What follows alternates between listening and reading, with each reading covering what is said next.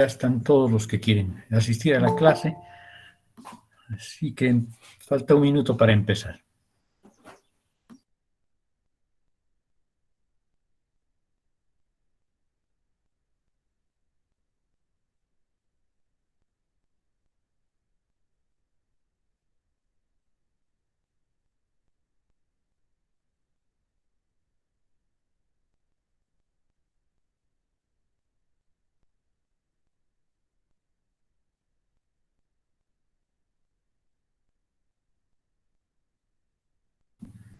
Muy bien.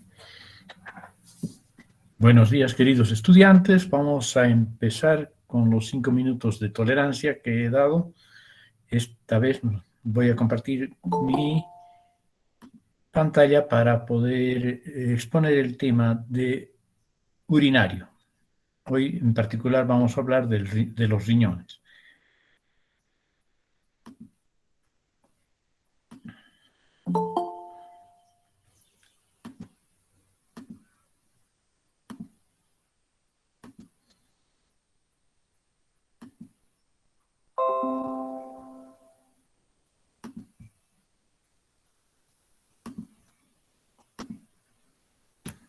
Bien. Necesito que me confirmen si se ve y se escucha perfectamente. Sí, doctor. Sí, doctor. Sí, doctor.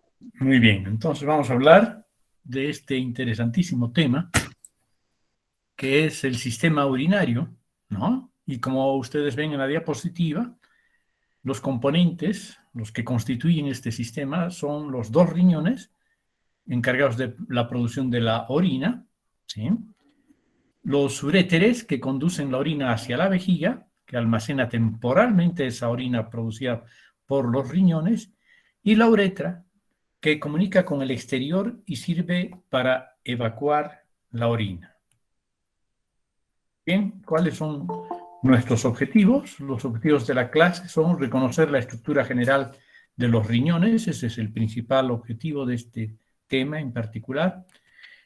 Identificar, en base al primer objetivo, la estructura de los lóbulos, lobulillos, las diferencias que hay entre la corteza y la médula renales, los túbulos uriníferos, en qué consiste el túbulo urinífero y cuáles son sus componentes, y aquí está involucrada la nefrona, ¿no? Que antiguamente se consideraba como la unidad estructural y funcional de los riñones o del sistema urinario.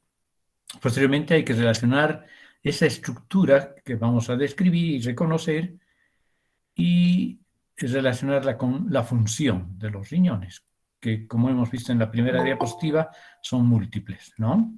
Luego vamos a describir los componentes del túbulo urinífero y de la nefrona, tanto desde el punto de vista estructural, funcional y de su ubicación y la clasificación de las nefronas. Luego vamos a describir estructura y función de los túbulos colectores, ya en la vía final de la excreción de la orina, cálices, pelvis renal, uréteres, vejiga urinaria y uretra. Este último objetivo lo vamos a dejar para la próxima clase, puesto que este tema tiene dos partes. Una parte primera, que es sobre todo el riñón, y una parte segunda, que es la vía urinaria y algunas funciones de ambas estructuras. Bien, y por último, relacionar estructural y funcionalmente el túbulo urinífero con el sistema vascular renal y el mecanismo de concentración de la orina, ¿no? El sistema de contracorriente. Muy bien, entonces esos son nuestros objetivos y empezamos con los riñones. Los riñones que conservan líquido corporal y eliminan desechos metabólicos. También funcionan como un órgano endocrino. Esta es una definición un poco general de los riñones, ¿no? Entonces vamos a especificar esto de las funciones de los riñones y posteriormente hablaremos un poquito de la porción de la vía urinaria. Entonces, los riñones remueven las sustancias tóxicas producidas por el metabolismo y el catabolismo celular, ¿sí? Entre los que se encuentran los compuestos nitrogenados, urea, creatinina, ácido úrico, además de productos del metabolismo de los fármacos. Y estas sustancias tóxicas son removidas de la sangre y eliminadas por la orina. Pero además de esa importantísima función cotidiana e imprescindible para la vida del individuo, los riñones tienen otras funciones importantísimas, como conservar las sales, la glucosa, las proteínas y agua, sales, glucosa y proteínas que hayan podido ser filtradas a través del filtro renal y necesiten ser recuperados o equilibrados, ¿no? en la dinámica de la homeostasis. Por otra parte, justamente mediante esta homeostasis regulan la presión arterial y el equilibrio hidroelectrolítico, ¿no? Esa hemodinámica del equilibrio hidroelectrolítico y además el equilibrio ácido-base. Producen como órgano endocrino tres importantes productos, unos dos de carácter hormonal, ¿no? La renina, que es una enzima que participa en la regulación de la presión arterial y el volumen sanguíneo a través del sistema renina-angiotensina-aldosterona, y la eritropoyetina, que estimula la maduración de los glóbulos rojos a nivel de la médula ósea, ¿no? Y esto lo hace en respuesta a la concentración de oxígeno en la sangre. Si hay disminución de la concentración de oxígeno en la sangre, hay mayor producción de eritropoyetina por células que ya están tipificadas a nivel del riñón.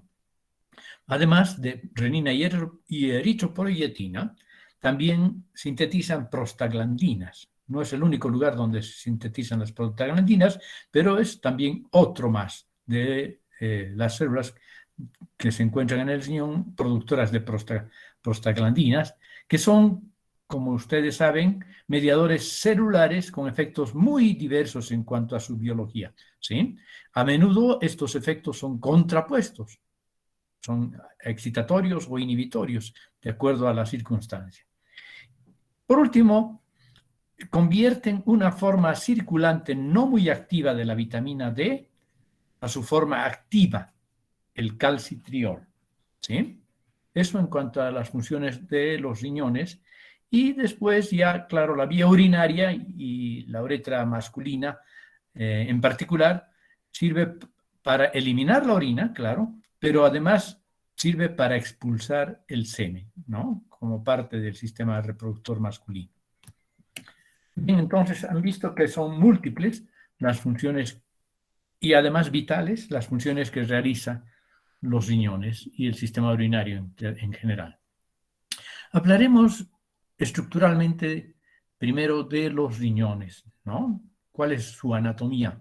Los detalles más importantes de su arquitectura, podríamos decir que en primer lugar son órganos pares que se encuentran en el retroperitoneo a nivel de las fosas, ¿no? Renales, y que miden en sus longitudes máximas 11 por 5 centímetros en su diámetro, en su longitud y en su espesor, en su anchura mejor, y tienen un espesor promedio de 3 centímetros.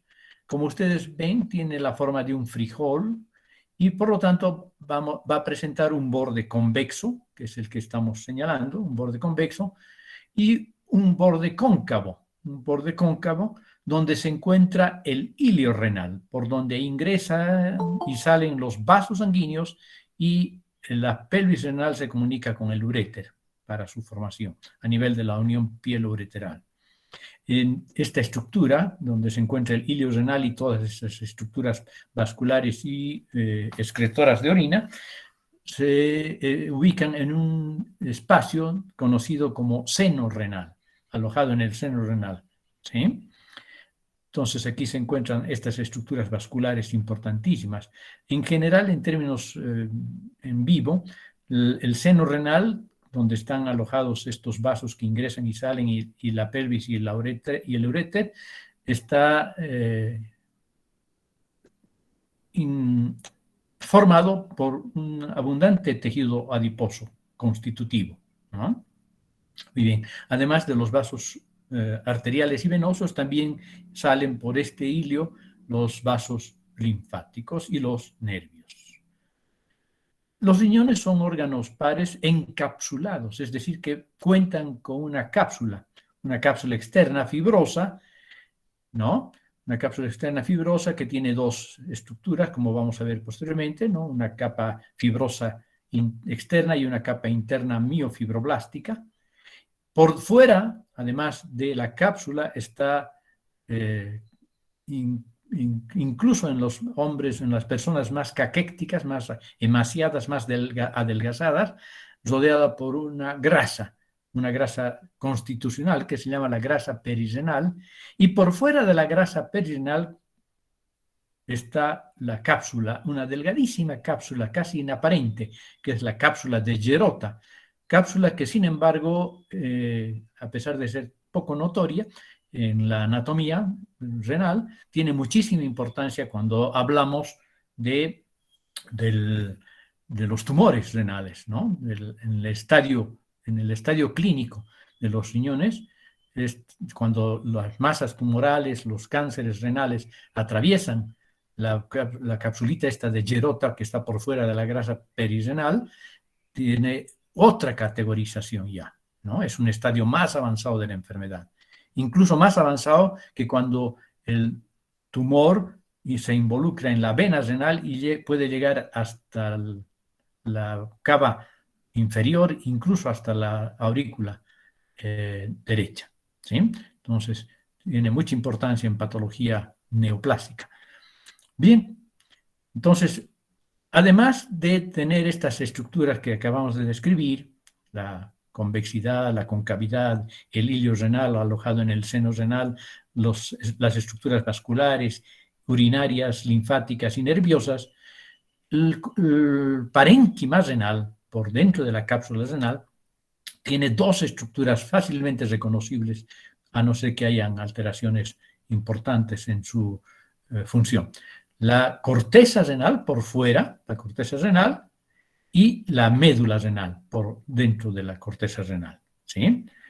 Como ustedes están viendo, esta estructura periférica en este diseño es la corteza renal, y lo que está por dentro, estas estructuras piramidales más pálidas, constituyen la médula renal. La médula renal, en donde además están las columnas renales, ¿no? que tienen, parenquimatosamente hablando, estructuralmente hablando, morfología de la corteza, pero que están formando parte de la médula renal. Muy bien, veamos ahora histológicamente en un corte real la parte periférica de lo que acabamos de describir. Obviamente faltaría hacia arriba la grasa perirenal y la cápsula de Gerota, ¿no? La grasa que está formada por tejido adiposo, unilocular maduro, ¿sí? Y por dentro estaría lo que se conoce como la cápsula. Lo que les estoy señalando es la cápsula, que tiene dos capas, una capa externa y una capa interna. La capa externa está formada por fibroblastos y principalmente colágena de tipo 1 y de tipo 3, o sea, fibras colágenas de tipo 1 y fibras reticulares, ¿no? Entonces, esta es la capa fibrosa externa, en donde el protagonista celular son los fibroblastos, los protagonistas celulares son los fibroblastos. Y la capa interna, que es un poquito más delgada que la externa, que está formada también por colágena de tipo 1 y de tipo 3, o sea, fibras reticulares, además de fibras colágenas gruesas, dispuestas en forma irregular, por células, además de algunos fibroblastos, pero principalmente por los denominados miofibroblastos. ¿Sí? Miofibroblastos, que si recuerdan en el capítulo de tejido conjuntivo general, tienen características solapadas o intermedias entre los fibroblastos y las células musculares. Por eso se llaman mio de tejido muscular, de célula muscular, y fibro de célula fibrosa, ¿no? de fibroblasto. Entonces son los miofibroblastos. Vean ustedes, las diferencias son reconocibles estructuralmente. Claro que con esta coloración, un tricrómico nos permite diferenciar mucho mejor ¿no? La presencia de fibras colágenas y reticulares y del componente celular también, ¿no? Células alargadas y aquí células más poliédricas, muy parecidas a las células musculares lisas. En cambio aquí son fibroblastos puros, ¿no? Y por dentro de la cápsula ya vamos a encontrar lo que vamos a enseguida a describir, la corteza renal. Bien, decíamos que íbamos a describir la corteza renal, que está compuesto por dos estructuras bien fáciles de describir o de reconocer en los cortes macroscópicos inclusive. El laberinto cortical y los radios medulares, ¿sí? El laberinto cortical serían estas estructuras medio radiadas y entre estas dos estructuras como rayos se encuentra el laberinto cortical, que vamos a ver después en los cortes histológicos de una manera muy clara. Teñidas con hematoxilina, eosina nomás, ya se puede distinguir muy bien. Bien, el laberinto cortical entonces está formado por estas estructuras y el radio medular por estas otras estructuras. ¿Cuáles son las estructuras que forman el laberinto cortical que se encuentra entre los radios medulares o rayos medulares? Se puede decir radio o rayo, no hay problema, ¿ya?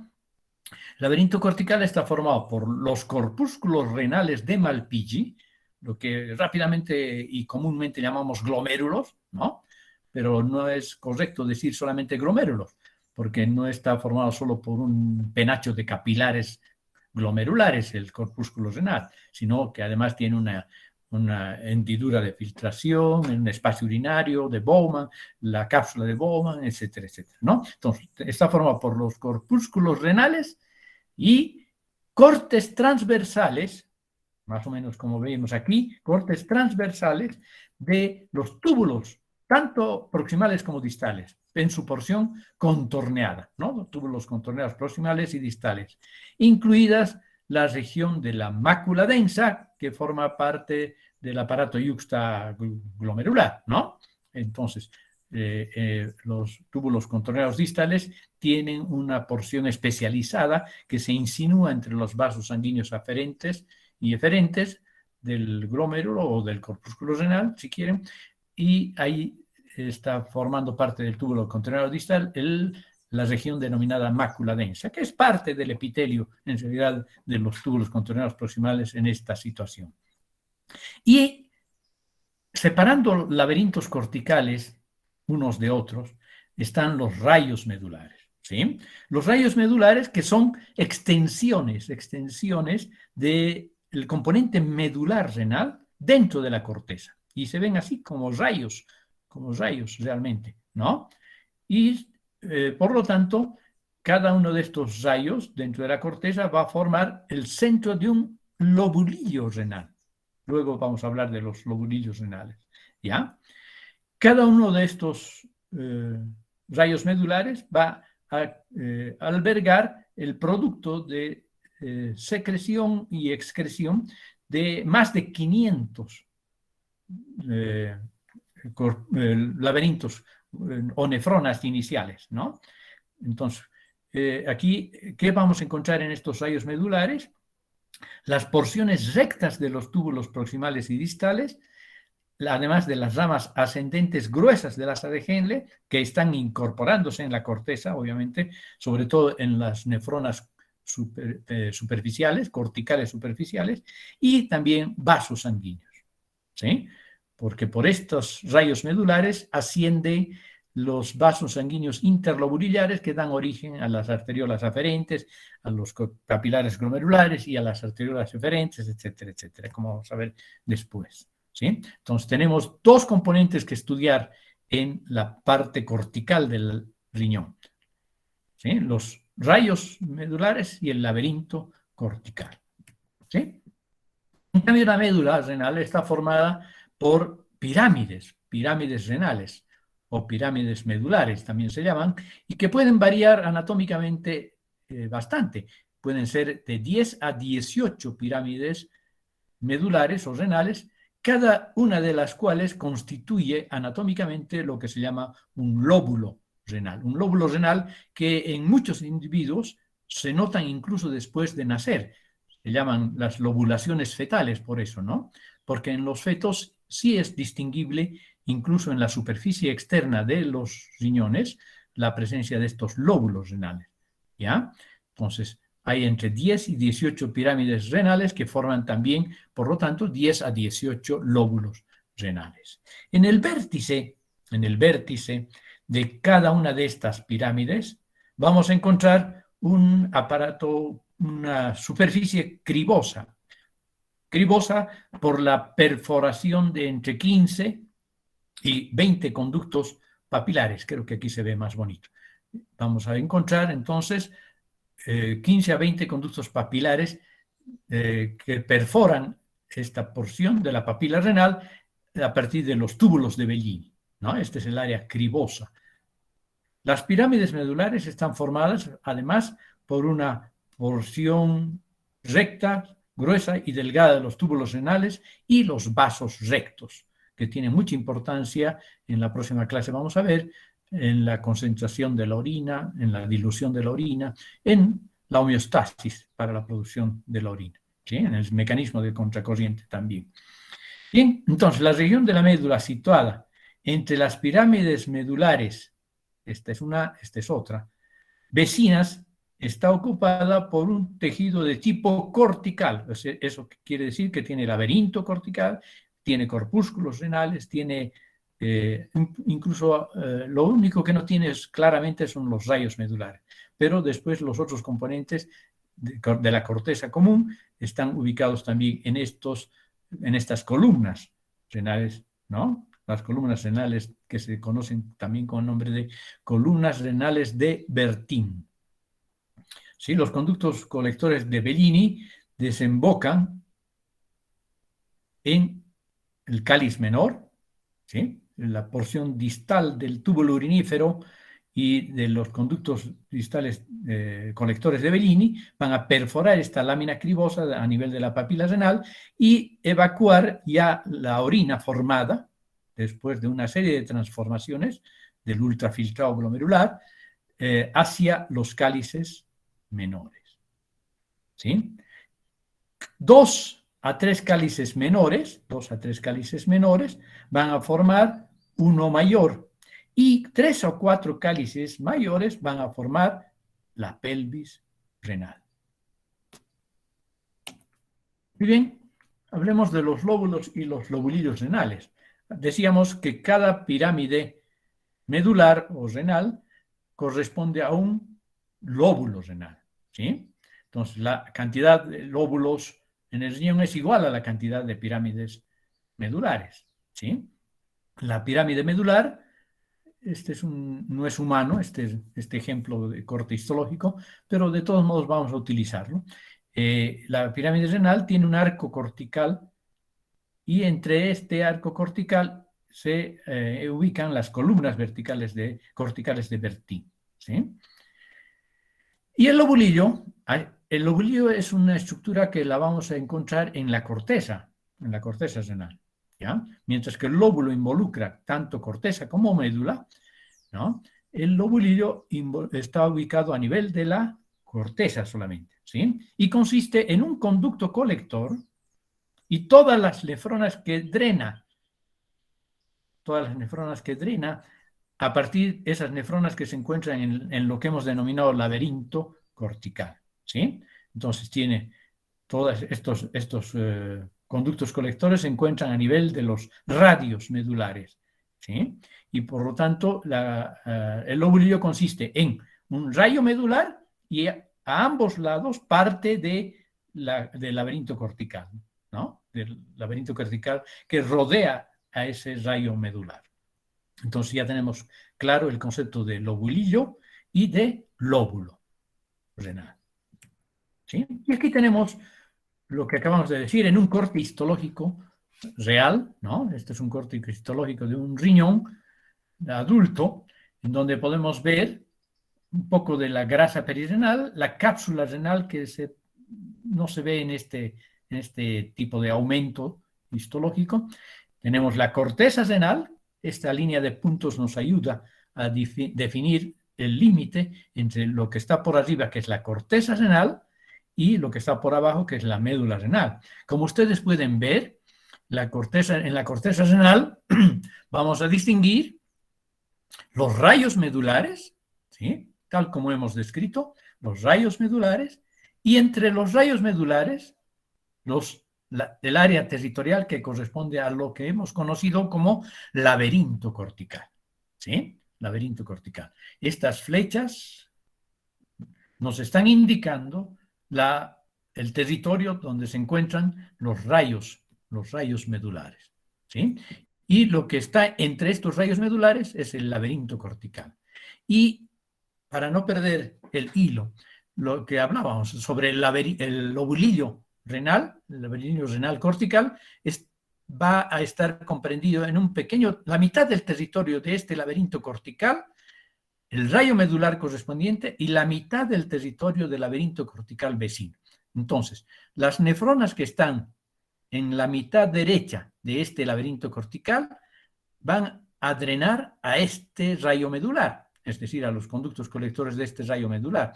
Y los que están a la izquierda de este laberinto cortical, la mitad izquierda, van a drenar hacia este rayo medular. Y eso es lo que constituye el lobulillo renal.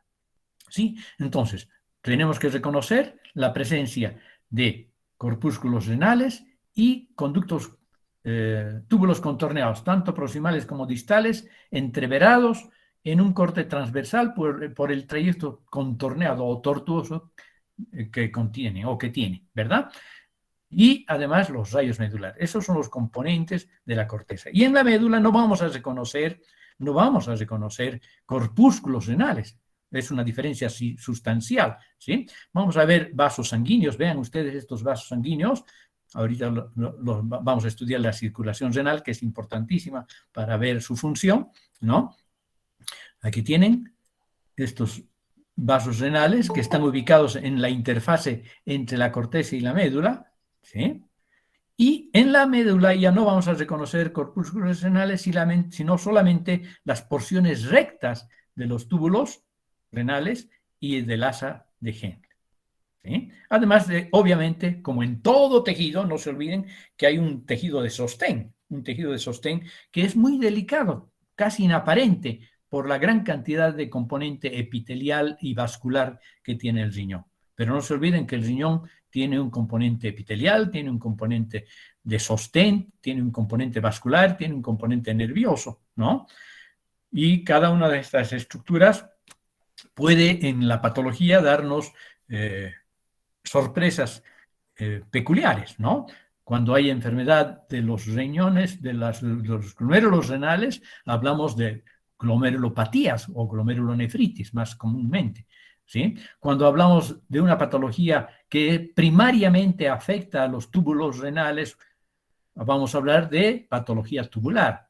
Pero casi siempre cuando hay patología tubular, hay patología del intersticio, de sostén, del tejido conjuntivo de sostén que está entre los túbulos contorneados, proximales y distales, y por lo tanto hablamos de patología túbulo-intersticial, ¿sí? Porque casi nunca hay una patología tubular pura y ni una patología intersticial pura. Por eso que hablamos en patología de patología túbulo-intersticial.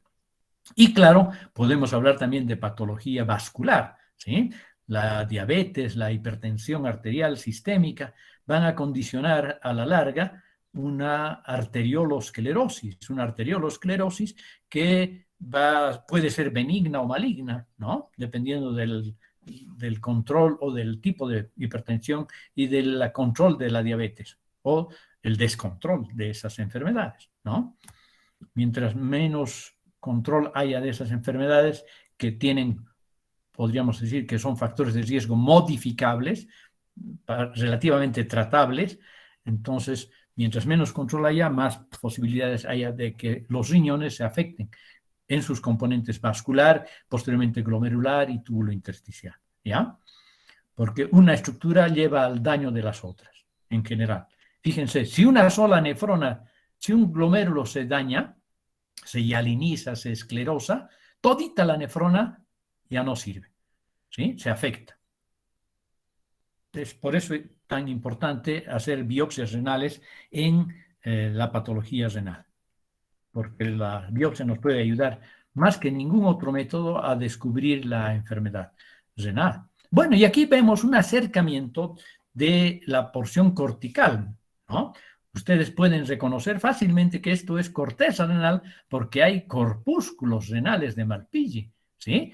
Corpúsculos renales de Malpighi, en donde vemos la cápsula de Bowman, el espacio urinario, los penachos de capilares glomerulares, en fin, ¿no? Entonces, es fácil reconocer que estamos a nivel de un corte de la corteza renal. Además de los corpúsculos renales de Malpighi, vamos a ver los túbulos contorneados proximales y distales, ¿sí? En este acercamiento es un poco difícil diferenciar, pero podríamos decir que estos túbulos que tienen un citoplasma más pálido y son de un contorno más regular, ¿sí? Como el que vemos aquí, por ejemplo, son los túbulos distales, mientras que los que tienen un citoplasma más grande, más ancho y más rosado son los túbulos contorneados proximales.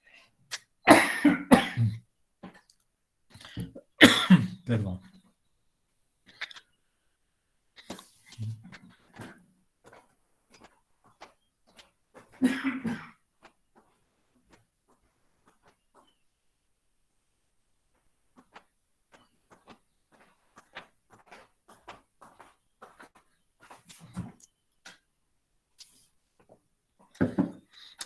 Además de los componentes del laberinto cortical, que son los corpúsculos renales de Malpighi y los túbulos contorneados proximales y distales, en su porción contorneada, y es por eso que los vemos en un corte transversal u oblicuo, además de estos componentes del laberinto cortical, entre el laberinto cortical y el laberinto cortical tenemos los rayos medulares. Aquí tenemos, miren ustedes, una estructura fácilmente reconocible, diferenciada del laberinto cortical. ¿Por qué? Porque los conductos que forman parte de él, el conducto colector, se disponen ya en forma rectilínea.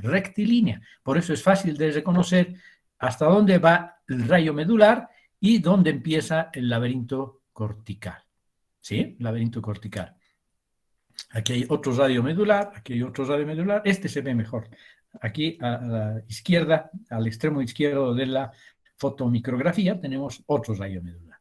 Bien, entonces, no se olviden que en todo esto hay membranas basales como parte del epitelio, de la membrana del epitelio, separando al componente epitelial y vascular del intersticio, del tejido de sostén, del tejido conjuntivo de sostén. ¿Ya?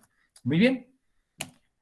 Aquí tenemos un corte diferente al que veíamos aquí. Aquí vemos un corte sagital, ¿no? Y aquí vemos un corte transversal, en donde los conductos, los túbulos contorneados proximales están dispuestos cortados bien transversalmente. Aquí podemos ver un corpúsculo renal de Malpighi y esta línea de puntos nos facilita la observación de un rayo medular, pero esta vez cortado transversalmente. Vean, aquí no hay corpúsculos renales y los conductos contorneados son muy paralelos los conductos colectores están dispuestos muy paralelos unos y otros con otros, ¿no?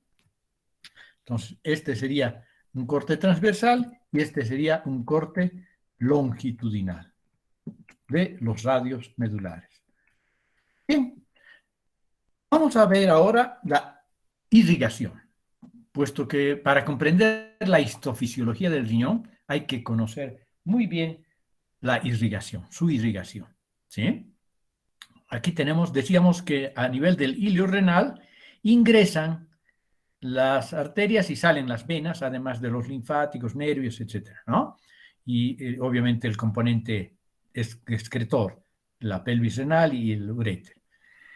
Muy bien, pero hablemos de la irrigación vascular sanguínea primero. Tenemos la arteria renal, que es rama de la aorta, ¿no? Y que tiene un gran caudal, un 20% del volumen y minuto sanguíneo, es decir, del gasto cardíaco, va a llegar a los riñones a través de estas arterias renales, ¿sí? La arteria renal, que es directa rama de la aorta, va a incluso a nivel del seno renal, antecitos de ingresar en el parénquima renal, bastante antes de ingresar en el parénquima renal, va a dividirse en dos grandes vasos, la arteria renal anterior y posterior, ¿sí? Y posteriormente, a partir de esas dos grandes arterias, anterior y posterior, van a surgir las arterias segmentarias, ¿sí? Y las arterias segmentarias, que todavía tampoco ingresan de pleno al parénquima renal, van a empezar a dar lugar a las arterias lobulares. Estas sí, las arterias lobulares, ya avanzan hacia la corteza a través de la médula, entre las pirámides medulares vecinas y a través de los denominadas columnas de Bertin. ¿Se acuerdan? Las columnas de Bertin. Entonces, a este nivel están las arterias las arterias interlobulares, que dan origen a las arterias arqueadas, que sufren un cambio de dirección y se ubican en forma de límite entre el componente cortical y el componente medular del parénquima renal, ¿sí? Entonces, siguen la base, en otras palabras, siguen la base de las pirámides medulares. Esta sería una pirámide medular y vean ustedes, aquí está, a nivel de la base de las pirámides medulares están estas arterias arqueadas que posteriormente dan las ramas que ingresan de pleno al componente cortical. Estas arterias que entran a la parte cortical propiamente dicha del parénquima renal son las arterias interlobulillares. Y aquí vamos a ver un poco de aumento. En un poco de aumento vamos a ver las arterias arqueadas, ¿sí? Y las arterias interlobulillares que están en el laberinto cortical, ¿no? Ingresan por los rayos medulares hacia el laberinto cortical, dando origen a las arteriolas a las arteriolas glomerulares aferentes, ¿sí? Aquí tenemos 3 muestras, ejemplos, que van a dar origen a los capilares glomerulares, a este penacho de capilares glomerulares que se aloja en la cápsula de Bowman, ¿sí? Y que forma parte del corpúsculo renal de Malpighi. De los capilares glomerulares, va a salir, en vez de que salga una vénula poscapilar, que es lo normal, va a salir una arteriola eferente, ¿sí? Y esta arteriola eferente va a dar lugar a otro lecho capilar más grande, al lecho capilar, en realidad a 2 lechos capilares, ¿sí? A nivel de la corteza va a dar origen a los capilares peritubulares, ¿sí? Los capilares peritubulares, y a nivel de la médula va a dar a las arterias falsas rectas, ¿ya? Pero además de dar origen las arterias interlobulillares a las arteriolas aferentes y a estos 2 lechos capilares, y a las arteriolas eferentes, obviamente, va a dar lugar, o va a dar vasos, ¿no? Para irrigar a otro lecho capilar que se encuentra a nivel de la cápsula renal. Entonces, las arterias interlobulares van a originar las arteriolas aferentes, el penacho de capilares glomerulares, las arteriolas eferentes, la red capilar peritubular y las arteriolas falsas rectas hacia la médula.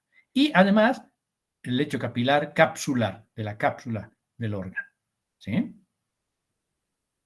Bien, si ustedes se han dado cuenta, tal vez sí, probablemente sí, en vez de que se salga una vénula postcapilar del lecho capilar glomerular, sale una arteriola y da lugar a otro lecho capilar. Este proceso, este sistema vascular, se conoce como sistema porta. Pero en vez de ser un sistema porta venoso, como hemos visto en la hipófisis o en el hígado, aquí se forma un sistema porta arterial, porque entre dos lechos capilares, el lecho capilar glomerular y el lecho capilar peritubular y arteriolas falsas, está una arteriola, que es la arteriola eferente, ¿sí? Entonces, eso es lo que se conoce como un sistema porta arterial. Y este sistema porta arterial tiene bastante importancia, puesto que aumenta la resistencia periférica, ¿no? La resistencia a nivel del lecho capilar glomerular. De hecho, aquí la circulación sanguínea, la presión arterial sanguínea en el lecho capilar glomerular es mayor que en otros lechos capilares, porque en vez de que salga una vénula, sale una arteriola que otorga mayor resistencia a la circulación sanguínea. Y eso favorece la formación del filtrado glomerular, entre otras cosas, ¿no? Muy bien. Y el circuito venoso, pues el circuito venoso es muy parecido, solo que en sentido contrario, ¿no? Tenemos las vénulas postcapilares de la corteza, la médula, que van a ir hacia las vénulas interlobulares, hacia las vénulas arqueadas, a las venas interlobares o interlobulares, después a las arterias, a las venas lobulares, y por último vamos a la vena renal, ¿no? A la vena renal, que termina desembocando en la vena cava inferior. ¿Sí? Muy bien, espero que hayan captado esto porque es muy importante para la función del riñón. Vamos a hablar ahora del túbulo urinífero. Les decía que desde hace un poco de tiempo los investigadores ya no consideran solamente a la nefrona como la unidad estructural y funcional del riñón, ¿sí? Han incluido a los túbulos colectores dentro de esta unidad estructural y funcional. Entonces, el túbulo urinífero, que está formado por la nefrona y el túbulo colector, es la verdadera unidad estructural y funcional de los riñones, ¿sí? Cada una de estas estructuras, sin embargo, tiene un origen embriológico diferente, ¿ya? Ahora, hay dos tipos de nefronas. Las nefronas corticales ubicadas justo por debajo de la cápsula, o sea, en la parte periférica, diríamos, ¿no? Hay nefronas intermedias que están en la porción media de la corteza y hay nefronas yuxtamedulares que están justamente por encima de la médula renal, ¿sí? Esta división, esta clasificación de las diferentes nefronas corticales que junto con el túbulo colector forman el túbulo urinífero, tienen diferentes funciones, ¿sí? Obviamente, todas tienen importantísima función en la formación de la orina a partir del ultrafiltrado glomerular, pero las nefronas yuxtamedulares, ¿sí?, que tienen ramas delgadas, largas del asa de Henle, que llegan hasta casi la papila renal, van a participar, además de en esas funciones en las que participan las nefronas corticales e intermedias, en la dilución o concentración de la orina, ¿sí? En el mecanismo de contracorriente, ¿ya? Bueno, veamos, las nefronas corticales entonces están ubicadas aquí, en la porción superficial, las medias, las intermedias son medio corticales, justamente al medio de la corteza, y las yuxtamedulares son suprayacentes, casi inmediatamente por encima de la porción medular renal, ¿sí?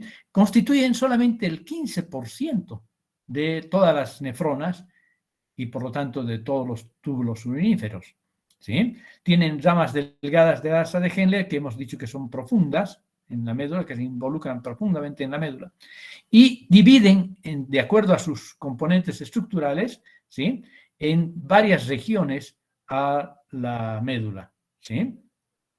Tenemos entonces la porción externa de la médula, que a su vez se subdivide en una franja externa y una franja interna, y la región interna de la médula, en donde ya hay solamente la porción delgada, ¿sí? La porción gruesa de la porción ascendente del asa de Henle va a estar localizada y va a lograr ubicar a la porción externa, ¿no?, a la franja externa de la médula externa. Y la porción gruesa del asa descendente va a ubicar a la franja externa de la porción medular externa. ¿Sí? Esta sería la medular externa, esta la medular interna, esta la franja externa y esta la franja interna. Aquí en rosado pálido, en rosado oscuro y en rojo. Tenemos las tres porciones. ¿Sí? Aquí habíamos puesto franja externa, franja interna y la porción medular interna y la medular externa. Entonces, todas estas subdivisiones tienen mucho que ver con la anatomía de los túbulos y el asa de Henle. Y no se olviden la importancia que tienen las nefronas yuxtaglomerulares en el mecanismo de contracorriente. Muy bien, la nefrona. Vamos a hablar ahora de la nefrona, ¿sí? Que ya saben que junto con el túbulo urinífero va a formar, junto con el túbulo colector va a formar el túbulo urinífero, que es la unidad estructural y funcional. Pero hablemos de las nefronas ahora. 1.3 millones de nefronas hay en cada riñón y tienen, de acuerdo al tipo de nefrona, obviamente, 40 milímetros de longitud promedio. ¿Ya? Cada una de estas nefronas está formada por 4 componentes, ¿sí? El corpúsculo renal de Malpighi con su glomérulo y su cápsula de Bowman y su hendidura de filtración o espacio urinario de Bowman, ¿sí? Que sería esto, esta porción. El túbulo recto y contorneo proximal, que está justamente dibujado en celeste. La porción delgada del asa de Henle, en este tono amarillo dorado, y el túbulo contorneado distal, que se insinúa, vean ustedes, se insinúa a nivel del polo vascular del corpúsculo renal de Malpighi, donde forma la mácula densa y forma parte del aparato yuxtaglomerular. Muy bien, entonces tenemos esos 4 componentes de la nefrona, ¿sí? El corpúsculo renal, el túbulo recto y contorneado proximal, la porción delgada del asa de Henle y el túbulo contorneado y recto distal. Primero recto y después contorneado distal. Primero recto y después contorneado distal. Muy bien. Hablemos ahora del corpúsculo renal de Malpighi. El corpúsculo renal de Malpighi, lo que comúnmente llamamos glomérulos, ¿no? Está formado por la cápsula de Bowman, el glomérulo y el espacio que hay entre los dos, entre la cápsula de Bowman y el glomérulo, que es el espacio urinario o el espacio urinario de Bowman, ¿sí? Cada corpúsculo renal de Malpighi tiene dos vertientes que vamos a describir enseguida. Una vertiente intracapilar y una vertiente extracapilar. Y cada una de estas vertientes está separada como si fuera por una muralla, ¿sí? Por la membrana basal, una membrana basal que tiene muy propias características y que va cambiando en cuanto a sus características de acuerdo a su ubicación también, ¿no? No es lo mismo a nivel del corpúsculo renal de Malpighi que a nivel de los túbulos, porque esta membrana basal se continúa, separa la vertiente intracapilar y extracapilar del glomérulo, pero también se continúa a través de los túbulos contorneados proximales y distales, etcétera, etcétera. ¿Ya? Muy bien. En la vertiente intracapilar, ¿qué componentes vamos a ubicar? Van a estar los capilares, ¿no? Las asas de capilares que son fenestrados, ya, entre comillas. Y el componente de sostén intracapilar, que es el mesangio. ¿Ok? Y en la vertiente extracapilar vamos a ubicar la cápsula de Bowman, ¿sí? Hacia afuera, el epitelio parietal de la cápsula de Bowman, y el epitelio visceral, o sea, los podocitos. Vean ustedes, aquí está la membrana basal, ¿no?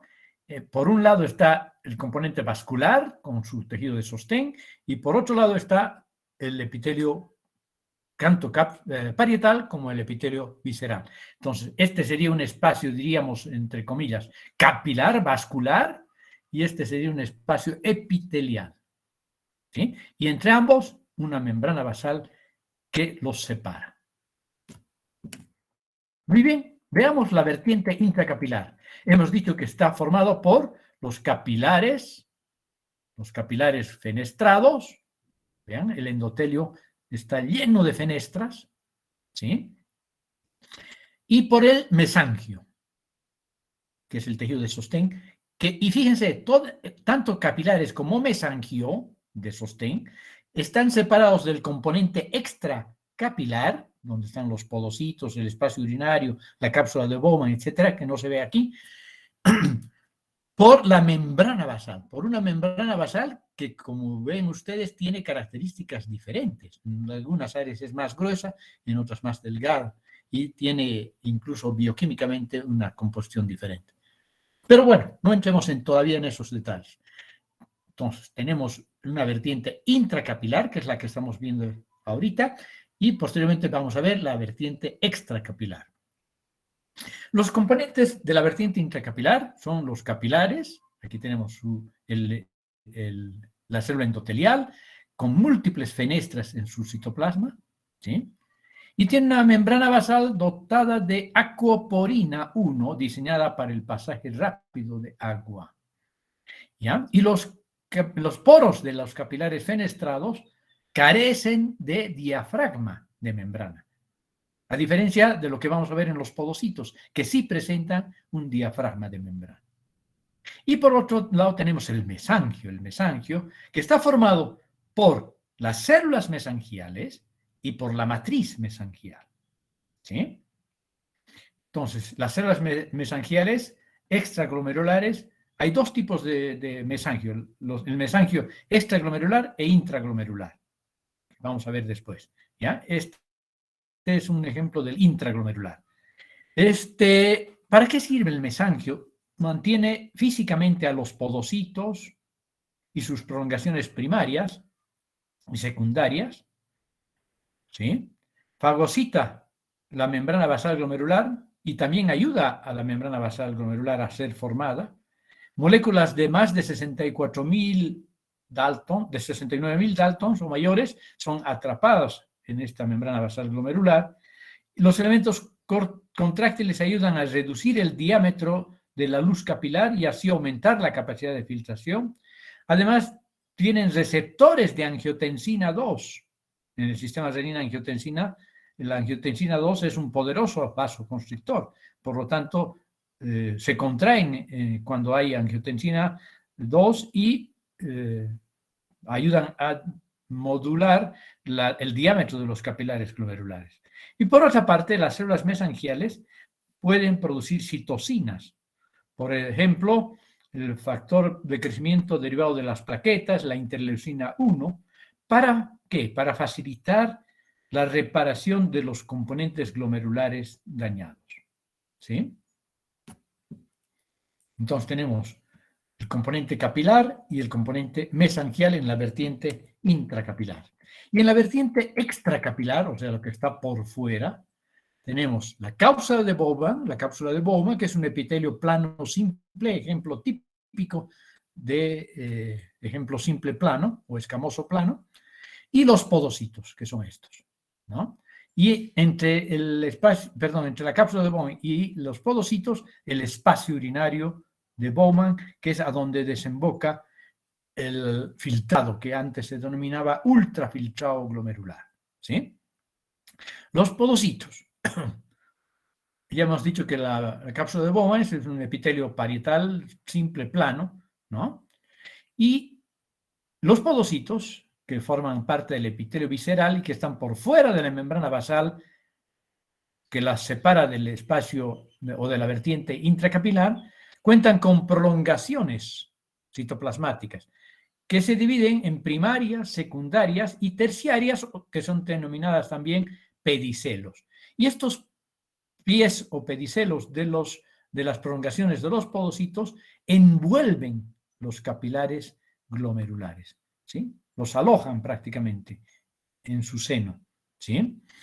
Estos pedicelos se apoyan sobre la membrana basal, ¿sí? Sobre la lámina rara externa de los capilares glomerulares, porque en realidad la membrana basal tiene una lámina rara interna, una lámina densa y una lámina rara externa. Y claro, los podocitos, en realidad los pedicelos de los podocitos están en relación con la lámina externa de esa membrana basal, ¿sí?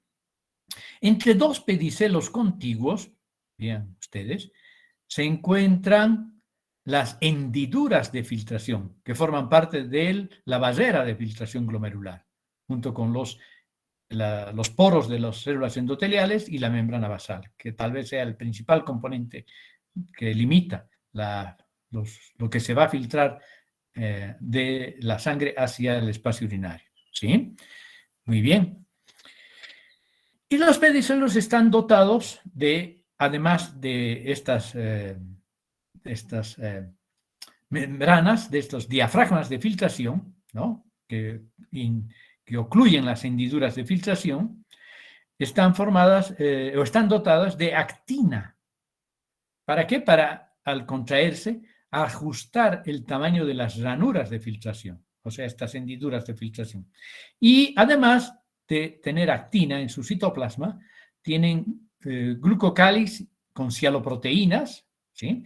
Podocalixina y podoendina. Bueno, aquí tenemos ya el corpúsculo renal visto en su totalidad. Su corpúsculo renal visto en su totalidad. Dicen que mide entre unos 250 micrómetros de diámetro mayor, ¿no? Cuenta con un polo vascular, que es un polo vascular, un polo urinario, un ovillejo de capilares glomerulares fenestrados, de un epitelio visceral, ¿sí? De los podocitos, de una hendidura de filtración y de un epitelio capsular o epitelio parietal, de la cápsula de Bowman, ¿sí? Y todo esto dentro de la membrana basal glomerular. O separados por la membrana basal glomerular también, ¿no? Por fuera del corpúsculo renal Malpighi, continuándose con los túbulos contorneados proximales, está la membrana basal. Y por otra parte, esta membrana basal se invagina junto con el penacho de capilares glomerulares, separando la vertiente intracapilar de la vertiente extracapilar. De tal modo que, fíjense ustedes, esta membrana basal está continua en todo lo largo, separando estos dos espacios territoriales que acabamos de describir, la vertiente intracapilar y la vertiente extracapilar. ¿Sí? Aquí tenemos en el polo urinario podemos reconocer la arteriola aferente y la arteriola eferente. Aquí tenemos el mesangio extraglomerular que hemos mencionado hace un rato y el mesangio intraglomerular. ¿Sí? El mesangio intraglomerular.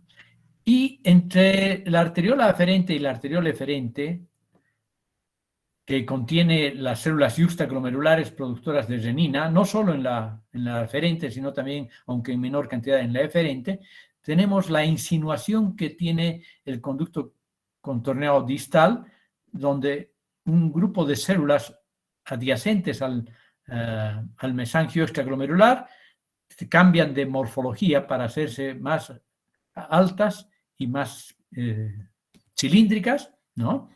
Y más angostas, que forman lo que se conoce como la mácula densa, que junto con el mesangio extracapilar y las células juxtaglomerulares forma el aparato juxtaglomerular.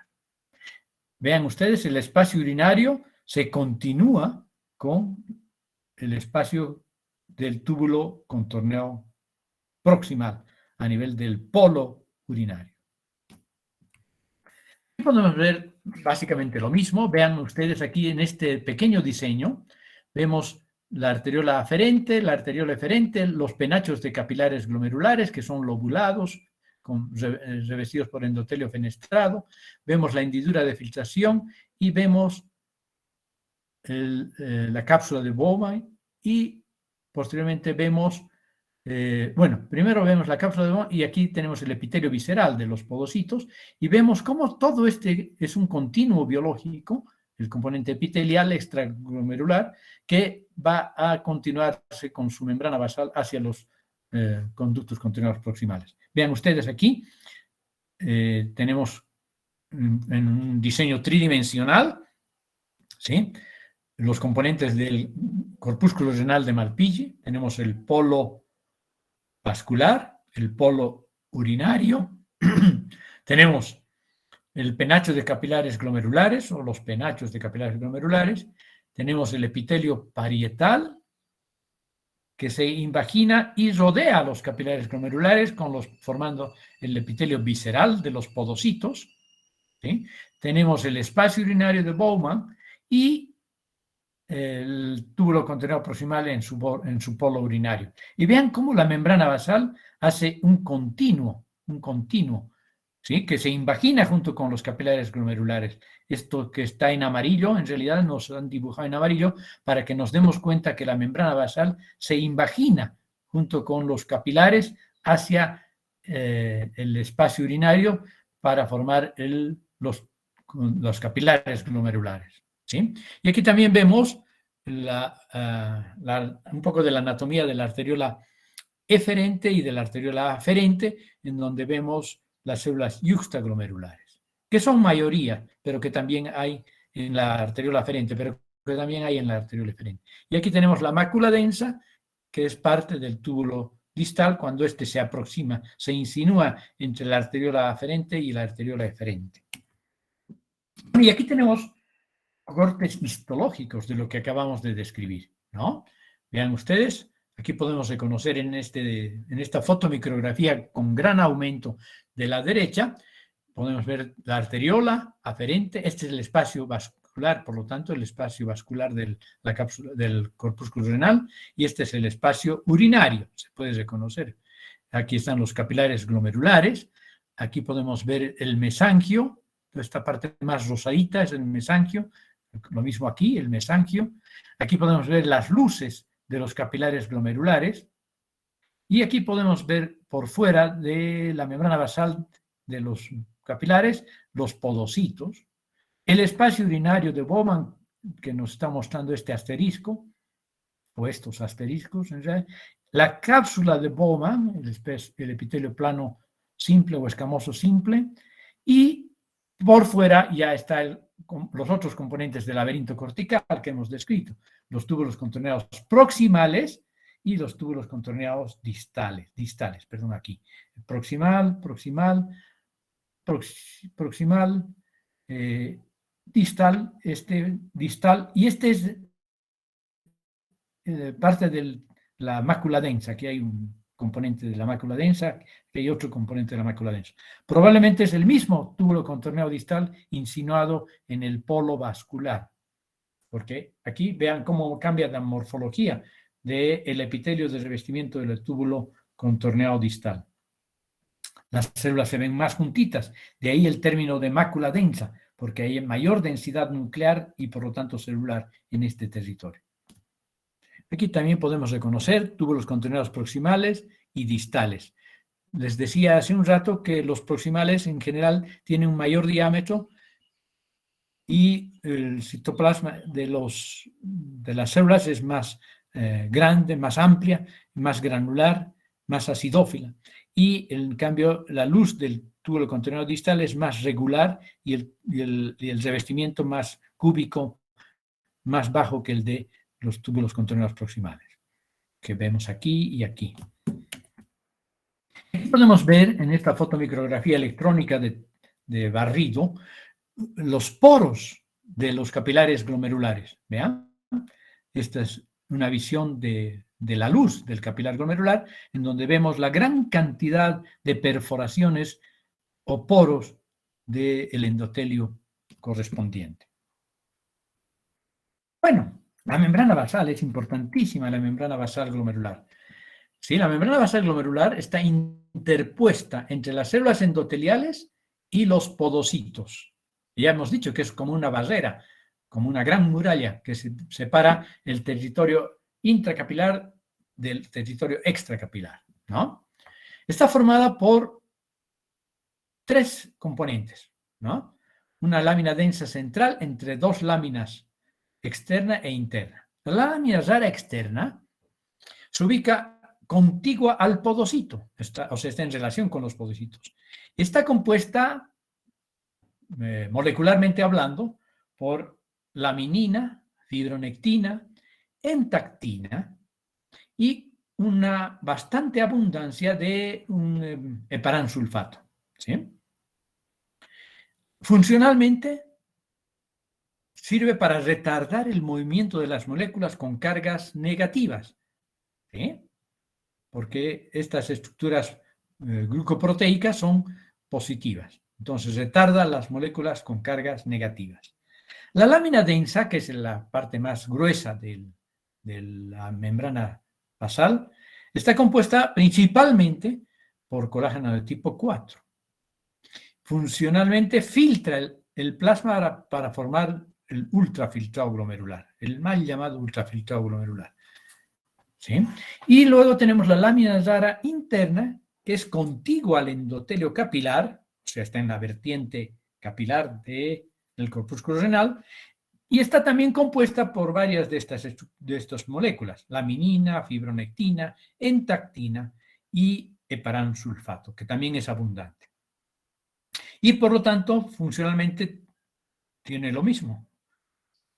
Retarda el movimiento de las moléculas con carga negativa. Y aquí tenemos 2 visiones de gran aumento, vistas con el microscopio electrónico de barrido y con el microscopio electrónico de transferencia, ¿sí? Y una panorámica de barrido. Aquí vemos desde el espacio urinario de Bowman, vemos el podocito con sus prolongaciones primarias, secundarias y terciarias o pedicelos que se interdigitan entre sí y que están rodeando, como ustedes ven, si ven en profundidad, este es un trayecto corto de un capilar glomerular. Y vean cómo lo están envolviendo al capilar glomerular, lo están circunscribiendo, ¿sí? Y aquí están estos pedicelos con sus hendiduras de filtración. A mayor aumento podemos ver claramente las hendiduras de filtración que están en donde está ubicado un diafragma de filtración, ¿sí? Y claro, con el microscopio electrónico de transferencia podemos ver mejores detalles, pero no en forma tridimensional, sino solamente en 2 dimensiones. Entonces, de afuera hacia adentro vemos el espacio urinario, los podocitos, los podocitos con sus prolongaciones primarias, secundarias, podría ser esta, y sus pedicelos, vean, la membrana basal glomerular con su lámina lúcea externa, su lámina densa y su lámina lúcea interna. No, esto está al revés. Entonces, aquí está el capilar fenestrado, entonces, y aquí están los podocitos. Entonces, al revés, lo que he dicho. La lámina lúcea interna, la lámina densa y la lámina lúcea externa en relación a los podocitos. Aquí ven las hendiduras de filtración y aquí ven las fenestras de los capilares fenestrados. Vean ustedes, esta es entonces la disposición arquitectural de la porción más importante del corpúsculo renal de Malpighi, con sus capilares glomerulares y sus podocitos. Y aquí tenemos un acercamiento de la barrera de filtración glomerular, ¿no? Bueno, ahora vamos a hablar de los túbulos. Túbulo contorneado proximal, distal, asa de Henle, ¿sí? Bien. El túbulo contorneado proximal. Tal vez tengamos que avanzar en esta clase hasta aquí, porque la segunda parte del tema es bastante más corto. Entonces, vamos a hablar del túbulo contorneado proximal más, ¿ya? El túbulo contorneado proximal tiene 2 regiones, como ya saben ustedes. Una porción que es contorneada y una porción que es recta para unirse al asa de Henle, ¿sí? El túbulo contorneado proximal y túbulo recto proximal son básicamente semejantes, este último con un ribete en cepillo más bajo. ¿Ya? Está revestido por un epitelio cúbico simple. Tiene características importantes. Tiene características importantes, sobre todo a nivel de sus membranas celulares, ¿sí? En las cuales podemos reconocer especialidades particulares a nivel de la membrana apical, a nivel de la membrana lateral y a nivel de la membrana basal. ¿Ya?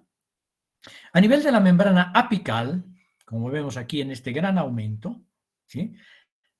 Tiene muy desarrolladas microvellosidades que forman un verdadero ribete en cepillo. Además vemos la presencia de múltiples vesiculitas que se llaman caveolas, ¿sí? Tanto a nivel intermicrovellositario como en la porción apical del citoplasma. Tiene además abundantes repliegues laterales y basales que alojan abundantes mitocondrias, ¿sí? Y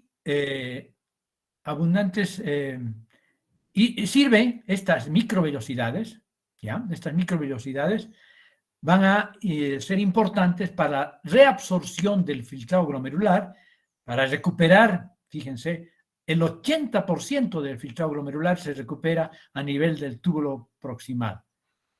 ¿Y qué es lo que principalmente recupera, además de agua, desde luego? Aminoácidos, proteínas y agua, ¿sí? En la membrana basal lateral y basal, ¿no? En ambas, hay bombas. Aquí hay muchas mitocondrias en la porción basal del citoplasma en relación con estas hendiduras, hendiduras laterobasales. Tiene bombas de sodio y potasio, ¿ya? ATPasas.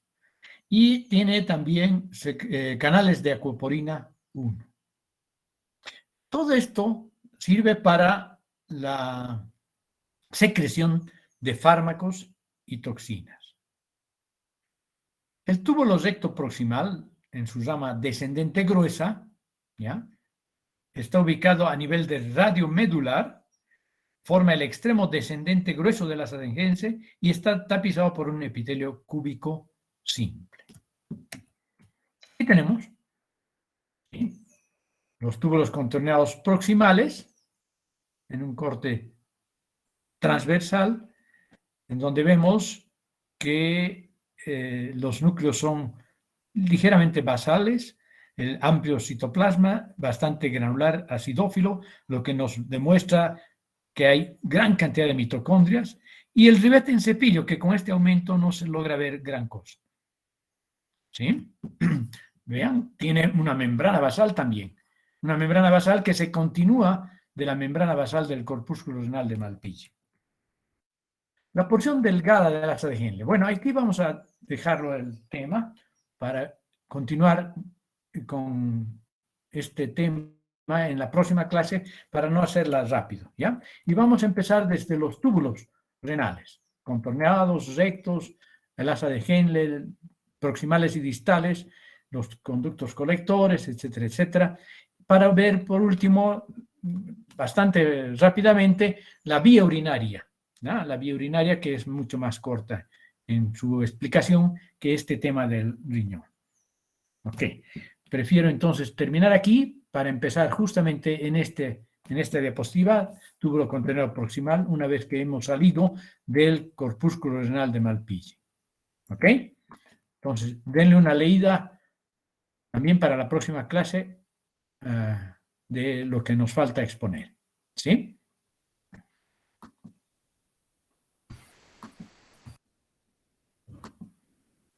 Doctor, Sí, Jonathan Arturo Valencia. sí, tengo una duda. La membrana basal de lo que sea la lámina parietal de la cápsula de Bowman es la que también contribuye a formar la membrana basal de lo que nos va a separar el espacio vascular y el intravascular o el vascular del extravascular. Sí. Sí, Entonces, es una barrera de filtración, ¿no? A nivel del corpúsculo renal y en relación con los capilares glomerulares, forma la barrera de filtración glomerular y por lo tanto tiene esas características que hemos mencionado, ¿no? sí, y entonces La lámina parietal de la cápsula de Bowman tiene células, o sea, células y después la lámina basal. Cuando la lámina Sí, basal de la lámina parietal empieza como que a formar parte de lo que sería el corpúsculo capilar, ¿qué pasaría con esas células? ¿Se diferencian en podocitos o qué pasa con esa capa exactamente. visceral? Sí, sí, sí. El componente epitelial del corpúsculo renal Malpighi tiene dos áreas territoriales muy diferentes entre sí. Sí, el epitelio parietal, que es la cápsula de Bowman, un epitelio simple, escamoso, ¿no? O simple plano. Y inmediatamente que está en relación con los capilares glomerulares, cambia su morfología para formar el epitelio visceral, formado por los podocitos, ¿sí? Está rodeando bien. también, rodeando también la membrana basal, que en ese territorio, en esa porción, en relación con los capilares y los podocitos, tiene características peculiares, porque tiene que filtrar la sangre para formar el filtrado glomerular primero y después la orina, ¿no? Está bien, doctor, muchas gracias. Ok, entonces continuamos en la próxima clase a partir de los túbulos contorneados proximales, ¿ya? Está bien, Adiós, doctor. adiós. Hasta luego. Hasta luego.